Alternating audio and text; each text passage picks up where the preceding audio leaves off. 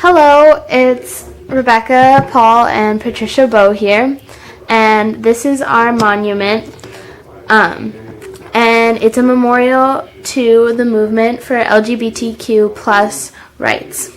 We made this memorial to sort of commemorate all the struggle and all the progress that the community has made, but also to demonstrate how quickly that progress can be stopped, how quickly the community can be silenced if it's not something that is continued to be fought for and is continued to be talked about.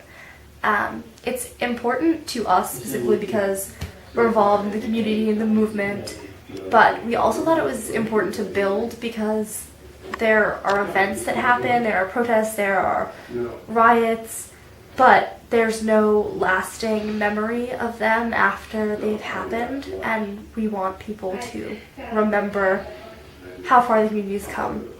So the way we built this monument is to make the person going through it, as you can see inside it, we left the roof off, feel like they are a part of the movement, and that they can see all the progress of the movement around. On the floor of this hallway that we've created is a mirror so that the person walking through the monument can see themselves as a part of what's around them.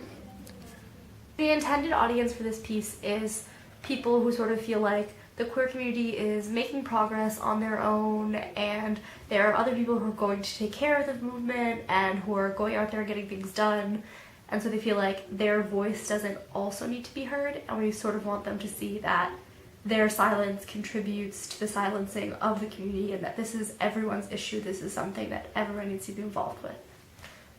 So we decided to place our monument in New York City, not only because New York is a center for a lot of social justice work today and in the past, but also because a lot of the protests for LGBTQ plus rights centered around New York City starting in the 1960s. So as you can see, the outside is sort of meant to be like mirrors on all sides, on the top as well.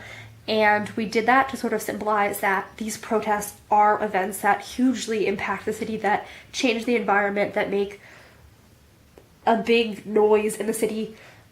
But then after they happen, they're not remembered and the city kind of just swallows them up. And so we want the outside to sort of just reflect normal city life and the inside to be this explosion of protest. So on the inside is basically a simulation of lots and lots of protests starting in the 1960s and going all the way to the 2000s. So I already talked about the mirror on the floor and how that's meant to make the person in the monument feel like they are part of everything going on around them.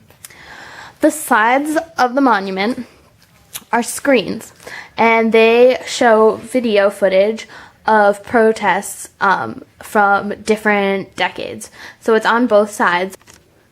So as you can see, we used pictures for this because obviously we can't build our own screens, but it would be footage from protests and gay pride parades. So we've got things from Stonewall, so that's the 60s. Then we have pictures from gay pride events in the 70s. Once we get to the 80s, we have pictures from the ACT UP riots. And then we have a few pictures from the 90s, and a lot of these also talk about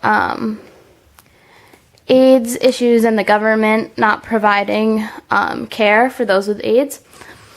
And then we finally have the 2000s.